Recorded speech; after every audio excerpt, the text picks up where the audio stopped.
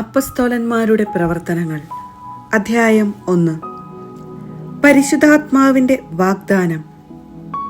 അലയോ തയോഫിലോസ്, യേശു താൻ തെരഞ്ഞെടുത്ത അപ്പസ്തോലന്മാർക്ക് പരിശുദ്ധാത്മാവ് വഴി കൽപ്പന നൽകിയതിനു ശേഷം സ്വർഗത്തിലേക്ക് സംവഹിക്കപ്പെട്ട ദിവസം വരെ പ്രവർത്തിക്കുകയും പഠിപ്പിക്കുകയും ചെയ്ത എല്ലാ കാര്യങ്ങളെയും കുറിച്ച് ആദ്യ ഗ്രന്ഥത്തിൽ ഞാൻ എഴുതിയിട്ടുണ്ടല്ലോ.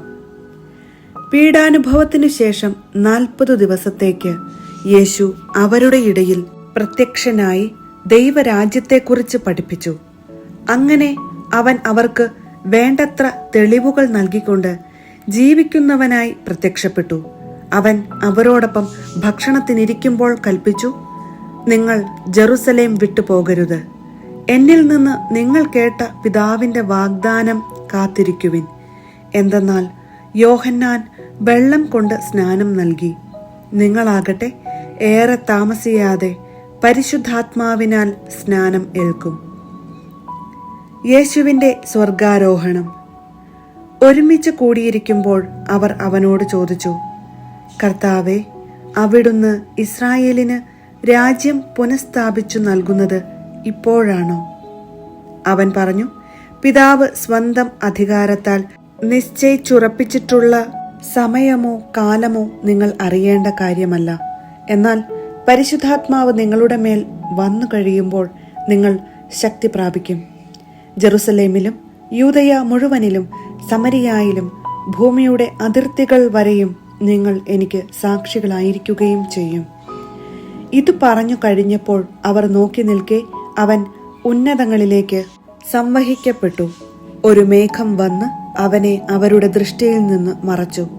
അവൻ ആകാശത്തിലേക്ക് പോകുന്നത് അവർ നോക്കി നിൽക്കുമ്പോൾ വെള്ള വസ്ത്രം ധരിച്ച 2 പേർ അവരുടെ മുൻപിൽ പ്രത്യക്ഷപ്പെട്ടു പറഞ്ഞു, അല്ലയോ ഗലീലിയരെ, നിങ്ങൾ ആകാശത്തിലേക്ക് നോക്കി നിൽക്കുന്നതെന്ത്?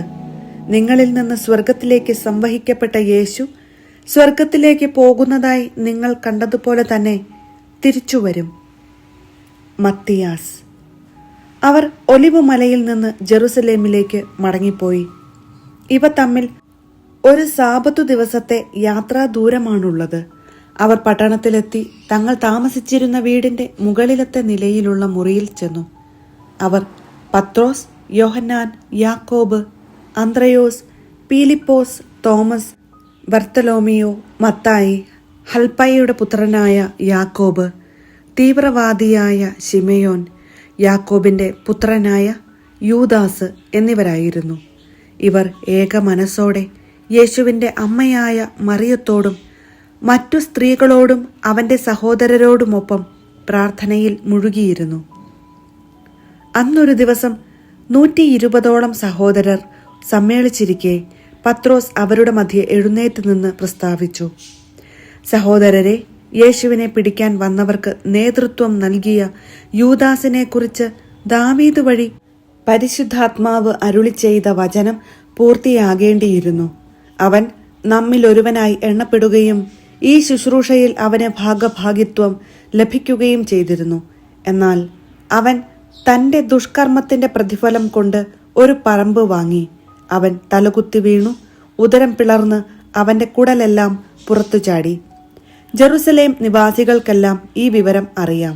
ആ സ്ഥലം അവരുടെ ഭാഷയിൽ രക്തത്തിന്റെ വയൽ എന്നർത്ഥമുള്ള ഹക്കൽദമ എന്ന് വിളിക്കപ്പെട്ടു.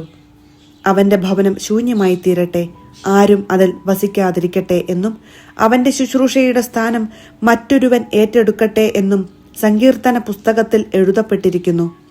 അതിനാൽ കർത്താവായ യേശുവിന്റെ പുനരുദ്ധാനത്തിന് ഒരാൾ ഞങ്ങളോടൊപ്പം സാക്ഷിയായിരിക്കണം.